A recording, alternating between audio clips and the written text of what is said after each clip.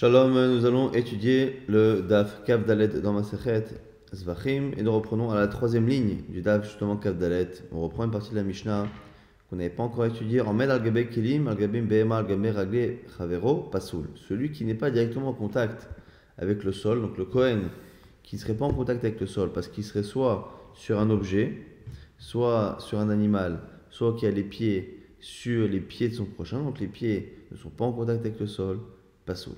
La Gemara demande, Menalan, d'où sait-on que dès qu'il n'y a pas un contact direct entre les pieds du Kohen et le sol, c'est Pasoul. Tanar Deber Rabbi Ishmael, on enseigne dans le Beit Midrash de Rabbi Ishmael, Hoil Veritzpa Mekudeshet, puisque le sol est Mekudash, et Kadosh, et saint, ou Chleshared Mekudashim, et que les ustensiles de l'Avoda sont Mekudashim, et entre autres, les habits des Kohanim sont Mekudashim, eh bien, on fait un lien entre les deux.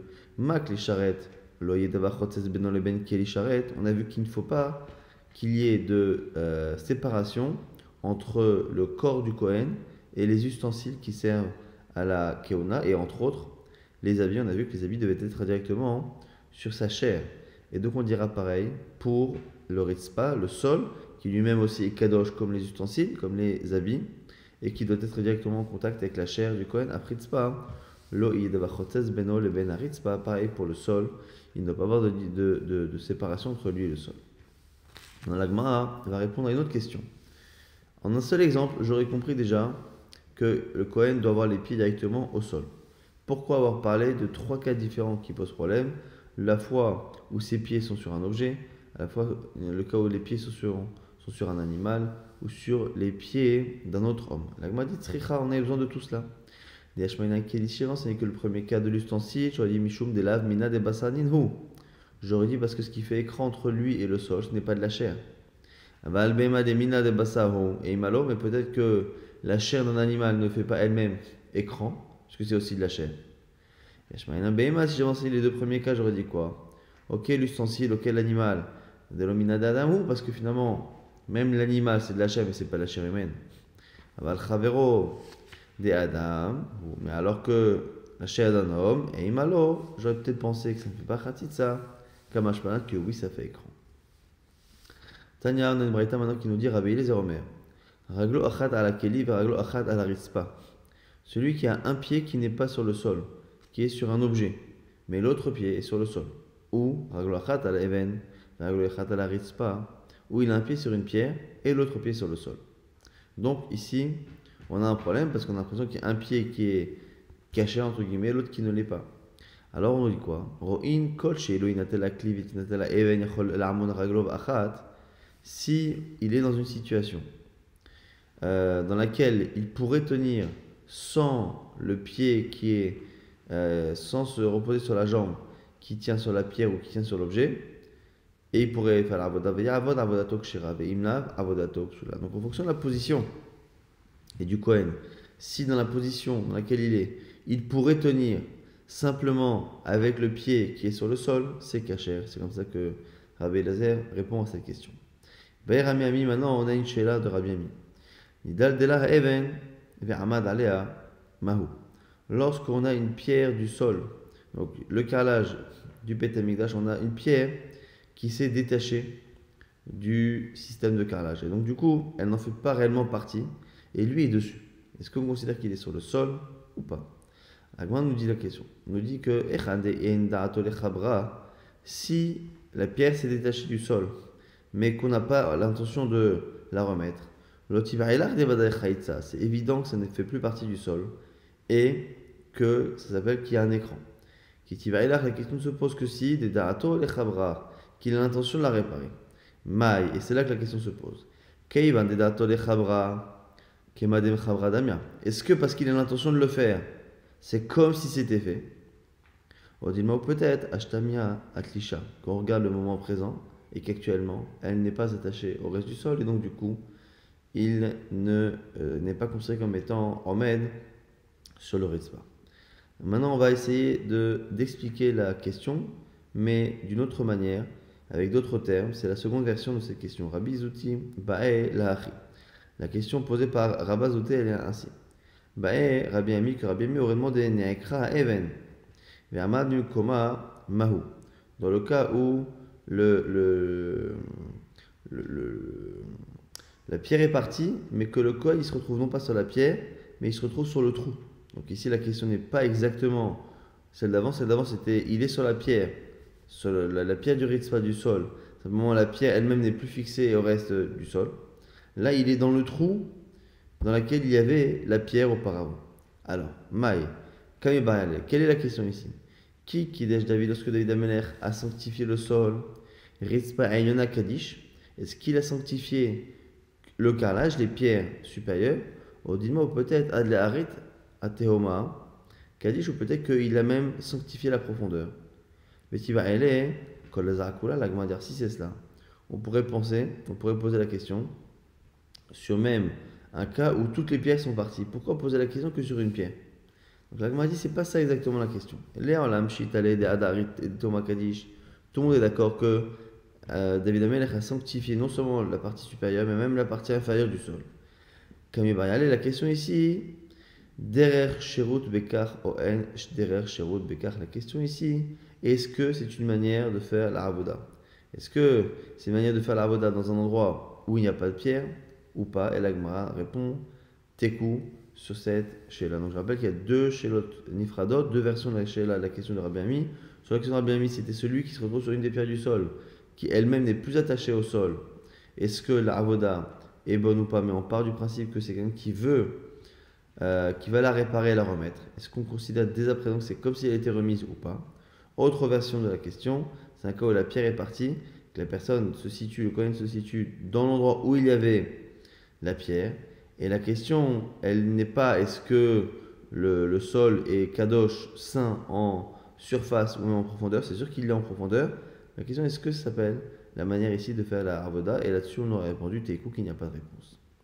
Kibel Bismol Pasoul, Rabbi Shimon Bar Shir, on reprend la dernière partie de la Mishnah qui avait dit que là, il y avait une marloquette au sujet de la avoda lorsque le sang est recueilli par le Kohen après la shrita et que ce sang est recueilli non pas par la main droite, mais par la main gauche. On a Tanakama qui dit qu'on a une mise à de le faire de la main droite, et c'est une mise qui m'a akevet à tel point que s'il le fait de la main gauche, la avoda est psoula. Selon Rabbi Shimon, c'est caché. Donc la Gemara ici va essayer d'expliquer les avis de Rabbi Shimon et de Tanakama. Tano Rabbanan, on a une braïta. Alors je vous lis le verset, parce que la braïta ne rapporte pas le verset en entier. C'est un verset qui parle de la Kabbalat Adam, du fait de recevoir le sang dans un korban khatat là-bas, le korban pour une faute faite par inadvertance. On parle du fait de recevoir le sang, et après on parle du fait de la poser sur les coins avec le doigt. Velakach HaKohen, qui correspond à la zrika. Velakach HaKohen midam khatat, le Kohen prendra le sang. Alors, prendre le sang, a priori, c'est la première partie de sa Kabbalah. Mais c'est marqué Be'etzba'o, avec son doigt. Venatan, Arkanot, Misbach Haola. Et il le mettra le sang sur les coins du Misbech. Donc ici, on a la première partie du verset qui parle de la Kabbalah, du fait de recevoir le sang. La seconde qui parle de le déposer. Mais vous remarquez quand même que ce qui est étonnant, c'est qu'au sujet de la Kabbalah, on parle déjà du doigt. Alors autant déposer le sang sur les coins du Misbech, ça se fait avec le doigt. Mais la lekicha, la Kabbalah, velakach hakohen midam machatat be'etzba'o avec le doigt, c'est un peu compliqué. Donc justement, on verra ici que selon Rabbi Shimon, eh bien, le fait d'avoir parlé du doigt pour la Kabbalah, c'est pour nous dire justement que les halachot de Zrika sont les mêmes que celles de Kabbalah. De la même manière que jeter le sang, projeter le sang ou le fait de donner, ça se fait avec le doigt et la main droite, et bien ce sera pareil pour le début. Donc c'est ça ici la marloquette Anakama et Rabbi Shimon. Be'etzba'o velakach melamed shilote Kabbalah et la biyamin. Be'etzba'o venatan melamed shilote netina et la biyamin. J'ai dit Rabbi Shimon c'est Tanakama. Donc selon Tanakama, le fait d'avoir parlé du doigt à la fin de la partie Kabbalah et en même temps au début de la partie sur la netina qui est l'équivalent de la zrika, et donc du coup Be'etzba'o c'est relié à velakach. Mais la mèche Shelote Kabbalah et la Biyamin, de là tu apprends que la Kabbalah doit se faire à la droite. Be'ezba Ovenatan, mais la mèche Shelote et Netina et la Biyamin, la Netina aussi doit se faire avec la main droite. Alors Rabbi Shimon, Chinemra Yad Be Kabbalah. C'est pas marqué le mot Yad, on verra par la suite que d'où on apprend que les choses se font avec la main droite, entre autres du mot Yad, qui n'est pas marqué ici. Chinema yad be Kabbalah, c'est pas marqué yad pour la Kabbalah. Et là, be'ezba, c'est marqué le doigt. Venatan shelote te'enetina et la biamin. Donc de là, on voit que poser le sang avec le doigt, ça se fait avec la partie droite. Oui, velonema yad be Kabbalah, qui bel bismol caché, mais pour la Kabbalah, comme c'est pas marqué yad, eh bien, c'est caché avec la main gauche. Alors, l'agma ne comprend pas tellement Rabbi Shimon. Pourquoi? Parce qu'il parle du mot yad, mais après, il accepte de faire quand même la Xerashava sur la Netina. Donc, on a du mal à comprendre. Rabbi Shimon, Miman Afshar, comment fonctionne-t-il? Quel est son point de vue? Est-ce qu'il pense qu'il y a une Xerashava qui permet d'apprendre à chaque fois il est marqué Yad? Eh bien, on apprend que c'est la main droite, on l'apprend de Metzora. Ou est-ce qu'il ne le pense pas? Et il Xerashava, si elle a Xerashava, Kilonemra Yad, Bekabala, Ave. Qu'est-ce que ça peut faire qui n'est pas marqué Yad? À partir du moment où on a cette Xerashava, quand il est marqué Yad ou quand il est marqué Etzba, c'est toujours la main droite. Mais it Xerashava, et si elle a Xerashava, à ce moment-là, Kinemra Yad, Bekabala, Ave. Qu'est-ce que ça change qui est marqué Yad ou pas? Donc la Gemara ne comprend pas. Elle dit que soit il n'y a pas besoin, soit ça ne change rien. Donc du coup, la Gemara ne comprend pas tellement ici l'argumentaire de Rabbi Shimon et la différence qu'il fait entre la Netina et la Kabbalah. Amar Rabbi Yehuda, la Gemara propose. L'Olam l'Itlik Zarashava.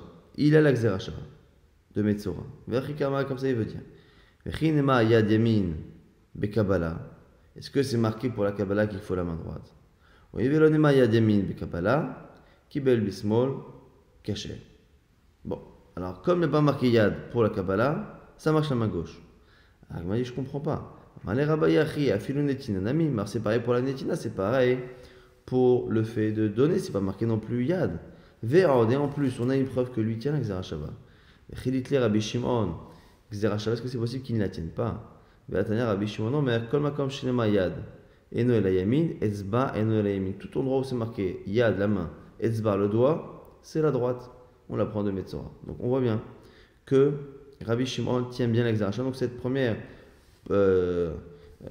explication de Rabbi Yehuda ne tient pas. Et là, Amar Rava propose autre chose. Néolam itle Xerashava, pas chose qui tient la Xerashava.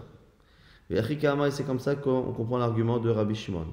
Yad Bekabbalah, c'est pas marqué Yad pour la Kabbalah. Et comme c'est pas marqué Yad, Bekabbalah pour la Kabbalah, et la Etzba met le doigt, et on ne peut pas recevoir le sang avec le doigt. Donc du coup, Kibel Bismol Kacher. Donc ici, c'est la preuve que ça ne parle pas de la main droite, et donc ça marche. Donc quelle est ici la logique proposée par Rava? C'est que on a, selon Tanakama d'abord, Chachamim, qui disent que comme c'est marqué au départ Velakar, il prendra, donc c'est la Kabbalah. À la fin, c'est marqué qu'il mettra avec son doigt, mais au passage, le doigt est marqué entre les deux, on a dit. À la fois pour la Kabbalah, quasiment, et à la fois pour la Netina. Or, donc ça c'est Tanakama qui va dire du coup que comme c'est marqué pour les deux, eh bien ça fait un lien entre les deux, pour nous dire que dans les deux cas, à la fois pour la Netina, à la fois pour la Kabbalah, il faut la main droite. Vient Rabbi Shimon selon Rava ici, il dit non, c'est pas possible. Pourquoi? Parce que pour pouvoir dire que ça se fait avec la main droite la Kabbalah, il faudrait que ce soit faisable comme c'est marqué avec le Etzba, avec le doigt. Mais on ne peut pas recevoir le sang avec le doigt. On ne peut pas recueillir le sang avec le doigt. Et donc comme c'est pas possible, eh bien Etzba ne peut pas concerner réellement la Kabbalah. Et donc si Etzba ne concerne pas la Kabbalah, on n'a pas de preuve que la Kabbalah se fait avec la main droite, parce que c'est le mot Etzba qui permet d'importer cette notion de côté droit. Ça, c'est ce que propose Rava. La Gemara dit non, c'est pas évident. Pourquoi? Parce qu'on pourrait étrangement faire une Kabbalah avec la main, avec le doigt. Amalé Ravsama, Béré de Ravashi, les Ravina, on dit Ravina ici, Ifshad, Avid, les Ozen Isfat Mizrak, Mkabelba. Il peut faire en sorte de mettre son doigt à côté de la hanche du Kéli, de telle sorte à ce que finalement il reçoive le sang d'abord sur son doigt et après ça tombe dans le Kéli. Donc d'une certaine manière, c'est le doigt qui sera en contact avec le sang et donc ce serait une manière de faire une Kabbalah avec le doigt. Et donc comme il y a une manière un peu bizarre d'expliquer le pasouk pour dire que le mot Etzba concerne tout de même la Kabbalah, et bien du coup l'explication de Rava ne tient pas et on reste toujours avec cette question.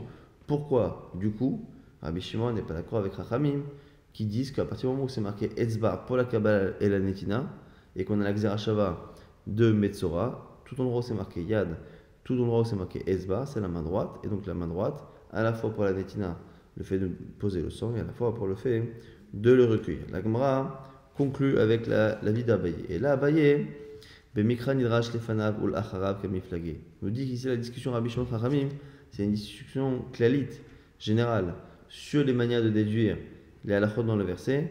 Est-ce que quand on fait des drashot sur la suite du verset, est-ce qu'on interprète le mot en fonction de la suite du verset ou en fonction également de ce qu'il y a avant? Et donc, selon Tanakama Chachamim, on n'a aucun problème à dire que le mot Etzba est relié à la fois à la suite du verset et à la fois à ce qu'il y a avant. Alors que du coup, selon Rabbi Shimon, on ne lira le mot Etzba qu'à partir, le verbe lier, on ne va lier le mot Etzba qu'avec la suite du verset. Et donc, la netina du sang, elle se fera avec la droite, puisque c'est marqué Etzba, mais par contre, le mot Etzba, on ne le lira pas avec le début du verset. Et donc, du coup, c'est la marloquette. Est-ce que Mikra Nidrash les fanav ou la harab ou seulement les harab? Une fois qu'on a cette explication-là de Rabbi Shimon et de Chachamim, la Gemara nous dit qu'on a un troisième avis. Amar Abaye, Had Rabbi Lazar Rabbi Shimon. On a ici une halakha de Rabbi Lazar Rabbi Shimon. Mafka Midavoa. Il sort de ce que son père a dit. Donc Rabbi Lazar Rabbi Shimon, c'est le fils de Rabbi Shimon. Et on verra que ça n'est ni l'avis de son père Rabbi Shimon, ni même l'avis de Chachamim qu'on a vu au Mafka Mid Rabbanan. C'est pas non plus celui de Rabbanan. Pourquoi? Détania c'est une braïta. Rabbi Lazar Rabbi Shimon Omer. Kol makom shinma etzba bekabbalah. Tout endroit où c'est marqué etzba pour la Kabbalah, shina bekabbalah pasoul. Si il s'est trompé dans la Kabbalah, il a fait la main gauche, c'est pasoul. Ça marche pas. Benetina, pour poser le sang, c'est caché. Kol makom shinma etzba benetina, shina benetina pasoul. Bekabbalah caché. Si c'est marqué etzba pour la netina, à ce moment-là, c'est la netina qui est le plus important et la Kabbalah qui est cachée. La Gemara explique. Quand est-ce que c'est marqué Etzba pour la netina? Dirtiv, quand c'est marqué Velakach midamapa, venatata alkanot amizbeach, ve'ezbarecha. La karta midamapa, tu prendras le sang du korban du par, venatata, et tu la mettras alkanot amizbeach, ve'ezbarecha, sur les coins du mizbeach avec ton doigt. Vekasava, mikra nidrash lefanav, velo lifne fanav. Et lui pense que le verset n'est toujours interprété, le Mikra Nidrash, lefanav, avec ce qui est marqué avant, velo lifne fanav, et pas avec ce qui est encore marqué avant, et non pas non plus avec ce qui est marqué après. Donc c'est une troisième shita. On a vu une première shita qui dit que un verset, un mot comme etzba par exemple, est relié à ce qui est juste après, selon Rabbi Shimon et selon Chachamim, et selon Chachamim également avec ce qui est juste avant. Là, on a un troisième avis qui dit que ça n'est relié qu'à ce qui est avant et pas à ce qui est après, et pas ce qui est avant, ce qui peut arriver que dans notre situation, on va dire finalement exactement l'inverse, c'est-à-dire que le Etzba ici est relié à la Netina, à la Kabbalah. Donc c'est la Kabbalah, le fait de recevoir le sang qui doit se faire avec la main droite, mais la suite, la Netina, pas forcément dans le Damachatat. Et donc du coup, on a un troisième avis qui effectivement n'est ni finalement l'avis de Rabbi Shimon, ni l'avis de Chachamim. Amaraba Barbachana Amar Rabbi Yochanan. On cite Rabbi Yochanan. Kol makom shinma etzba ou keuna ena ela yamin. À chaque fois où c'est marqué etzba et qu'on parle de keuna, qu'on mentionne la notion de keuna, de prêtrise, c'est yamin. Alors la Gemara va se poser d'abord la question. Est-ce qu'il faut les deux mots pour que ce soit la main droite, ou l'un ou l'autre? Kasal Kadati, on a pensé au départ à dire que Tarté, Bainan, qu'il faut les deux. C'est-à-dire, à chaque fois que c'est marqué le mot Etzba et qu'on précise qu'on est dans un cas d'un Kohen, c'est là où c'est la main droite. Qui dire-t-il, comme c'est marqué? Le Kohen prendra le sang du Khatat avec son doigt. C'est marqué le doigt, mais c'est marqué aussi le Kohen. Yalif Mitzora, on apprend des Mitzora, dire-t-il, et Tava la Kohen et Etzba'o Imanit, et dans le Mitzora, le lépreux qui est à l'origine de cette halachot-là, c'est marqué Betavala Kohen et Etzba'o. Et le Kohen trempera son doigt droit de la main droite. Et donc du coup, là aussi c'est marqué Kohen et Etzba. Vare Kmitza, la Gemara s'étonne. Dès lors Tivba et la Keuna. Pour la Kmitza, la mitzvah de prendre la farine avec la main droite. Là-bas, c'est marqué que le Kohen, c'est pas marqué le doigt. Outnan, on dit là-bas Kamatz bismol pasoul. Là-bas, on dit dans Menachot que si il a pris la farine avec la main gauche, c'est pasoul. Et donc tu vois bien que même s'il n'y a marqué que Kohen, qu'il n'y a pas marqué Etzba ou Yad, ça reste quand même une preuve qu'il faut la main droite. Et la Rava corrige O Etzba, O Kehuna. Et il dit cette braïta, il faut la lire en disant que s'il y a marqué soit Kohen, soit le doigt, quoi qu'il arrive, ce sera uniquement le côté droit. Amalé Abaye lui dit Areolachat Evarim la Kevesh, Yertibeu Kehuna. C'est pas vrai ce que tu dis, parce que si c'était si simple, explique-moi comment la mitzvah d'emmener les membres du korban sur la rampe et les monter sur le misbéach. C'est marqué là-bas que c'est le Kohen qui le fait, donc c'est marqué Keuna. Et pourtant, si ça se fait avec la main gauche, c'est bon, dire Tiv.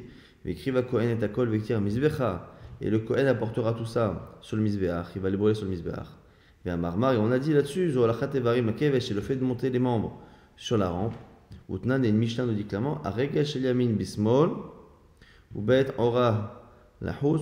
Dans le cas où il met le pied droit à l'endroit où il doit mettre le pied gauche, dans le cas où il y a une partie qui est à l'extérieur de la rampe lorsqu'il porte, donc en gros le fait de faire les choses à l'envers, le fait de faire du côté gauche, ça a l'air d'être kasher. La Gemara nous dit Kiamrinan. O etzba, o keuna, bedavar me'akev kapara dumia de metzora. La Gemara corrige pour Rava, il dit en fait, quand on dit que la keuna ou etzba, c'est forcément à droite, c'est dans des choses qui sont nécessaires à la partie kapara à l'expiation, ce qui n'est pas le cas de olachat evarim. On dit, va kabbalah, yertibeu keuna. Pourtant, la kabbalah le fait de recevoir le sang. Bedavar me'akev bechaparaou, ce qui est nécessaire pour la kapara. Utnan, et on a dit, tnan, kibel bismol, pasoul, Rabbi Shimon marchia selon Rabbi Shimon. C'est caché. Alors la Gemara dit ok, c'est Rabbi Shimon. Rabbi Shimon tartebae. Rava répondrait, ou la Gemara répondrait, pour Rabbi Shimon il faudrait les deux, Keona et Etzba. Et comme il n'y a pas marqué Keona et Etzba, et ben lui il dit que c'est caché. Et selon Chachamim, donc ce serait une autre version de la marloquette Rabbi Shimon Chachamim. La Gemara dit Mibae Rabbi Shimon tarte. Rabbi Shimon ne peut pas demander les deux. Pourquoi? Parce qu'on l'a vu tout à l'heure, Atania une braïta qui dit que Rabbi Shimon Omer, il pense à Xera Shabbat. Comme Shnema Boyad. Eno la yamin, etzba, eno et la yamin, dès qu'il y a marqué yad ou etzba, c'est yamin. La Gemara essaye d'expliquer. Etzba lo baya keuna. Ok. Quand il y a marqué etzba, il est d'accord qu'il n'y a pas besoin qu'il y ait marqué keuna. Mais s'il y a marqué keuna, baya etzba, il faut qu'il y ait marqué etzba. Donc s'il y a marqué que etzba, ça suffit un. S'il y a marqué keuna, il en faut deux. La Gemara dire du coup. Ve'ela kohen amali. Alors selon Rabbi Shimon, pourquoi pour la Kabbalah avoir marqué le mot Kohen, alors que selon lui le mot Kohen ne peut pas venir dire que ça doit se faire avec la main droite? La Gemara dit, c'est pour nous apprendre que Bechihunan, que la Kabbalah doit se faire par un Kohen lorsqu'il est en état de Keuna, c'est-à-dire avec les habits de Kohanim. La Gemara dit, Varez Rika delor tibeu ela Keuna, pourtant le fait de jeter le sang. C'est marqué Keuna, Utnan, on dit Zarak bismol pasoul, Velo palig Rabbi Shimon. Et Rabbi Shimon là-bas n'est pas en désaccord. Abaye maintenant on nous dit Abaye, palig bebraïta. La Gemara dit si, il est en désaccord, mais c'est pas marqué dans la Mishnah, mais dans une braïta d'Etania, qui bel bismol pasoul, Rabbi Shimon marché. Si c'est fait avec la main gauche, son Tanakama c'est pasoul, son Rabbi Shimon c'est marché. Zarak bismol, pareil pour la Zrika. Bismol pasoul, vers Rabbi Shimon marché. Donc on a ici une deuxième version finalement de la marloquette Rabbi Shimon Chachamim qui serait liée à ces lignes de Kehuna.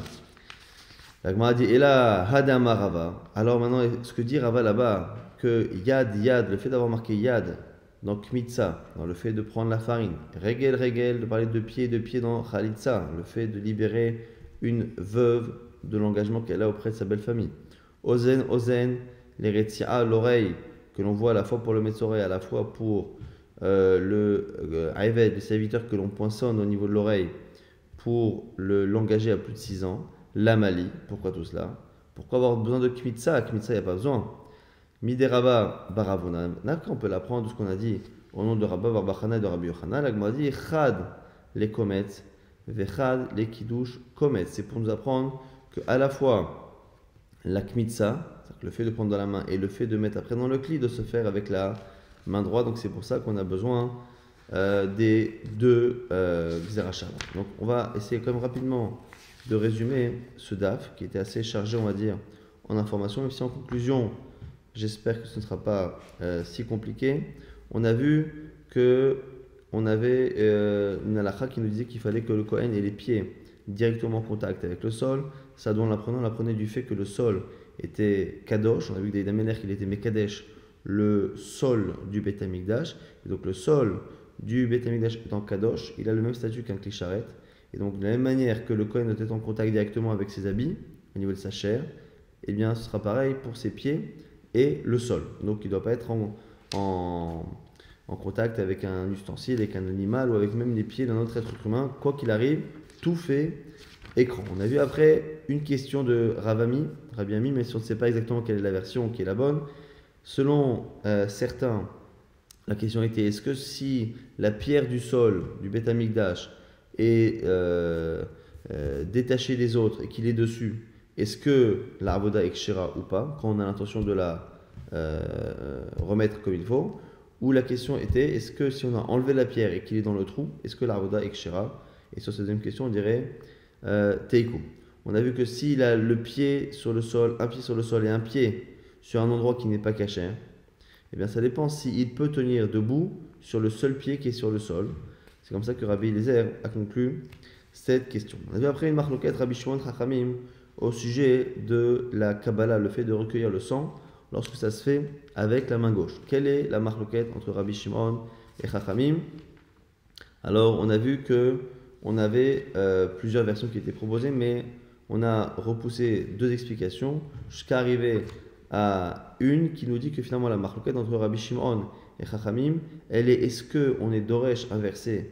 Est-ce que le mot etzbar qui est marqué au milieu de deux parties de la avoda, la Kabbalah, le fait de recueillir le sang, et la netina, le fait de poser le sang sur le misbéach, est-ce que le mot etzbar peut être relié à ce qu'il y a également avant, non seulement ce qui est après, mais également ce qui est avant? Donc, selon les deux, c'est relié à ce qui est après. Donc, la netina se fait avec la main droite de manière obligatoire. Mais est-ce que c'est relié également à ce qu'il y a avant? Selon Tanakama Chachamim, oui. Selon Rabbi Shimon, non. C'est pour ça que la Kabbalah peut être faite à gauche ou pas, en fonction de Rabbi Shimon ou de Chachamim. Et on avait un troisième avis, qui est le fils de Rabbi Shimon, Rabbi Elazar, qui lui pense que c'est pas lié à la suite, c'est relié à ce qu'il y a avant, mais pas à ce qu'il y a encore avant. Ce qui fait finalement qu'on ne peut interdire la avoda besmol que pour la Kabbalah, que recueillir le sang, et non pas la netina, donc exactement l'opposé de ce qu'on avait vu au nom de son père, de Rabbi Shimon. Aussi justement de la dracha, c'est une dracha à la base de Yad qui nous apprend que deux mitzora de celui qui a la maladie de la lèpre, c'est marqué à chaque fois là-bas la main droite, l'oreille droite. De là on apprend qu'à chaque fois où c'est marqué Yad, la main ou le doigt, c'est en général la main droite. On avait à la fin une dracha, et finalement de cette dracha, on aboutit à une nouvelle explication de la marloquette Rabbi Shimon et Chachamim, en tout cas selon Rava encore, c'est que on aurait ici une dracha qui nous dit que lorsqu'il y a marqué Keuna et qu'il y a marqué Etzba, eh bien ça veut dire que c'est la main droite. Alors selon Chachamim, quand c'est marqué l'un ou l'autre, c'est la main droite. Et donc c'est pour ça que du coup, comme il y a marqué l'un ou l'autre, c'est la main droite. C'est pour ça que Chachamim demande la main droite à la fois pour la Kabbalah, à la fois pour la netina. Et selon Rabbi Shimon, il faudrait les deux. Alors il faudrait les deux lorsqu'on a la Keuna. Keuna n'est pas suffisant. Il y a marqué Kohen, il faut qu'il y ait marqué Etzba. Ça a marqué Etzba, c'est suffisant. Donc si marqué Etzba, c'est la main droite. Si marqué Kohen, c'est pas suffisant. Et donc du coup, selon cette version-là, c'est parce que pour la Kabbalah, c'est marqué que Kohen, c'est pas marqué Etzba. C'est la raison pour laquelle, eh bien, selon Rabbi Shimon, ce serait Kacher si c'est à gauche.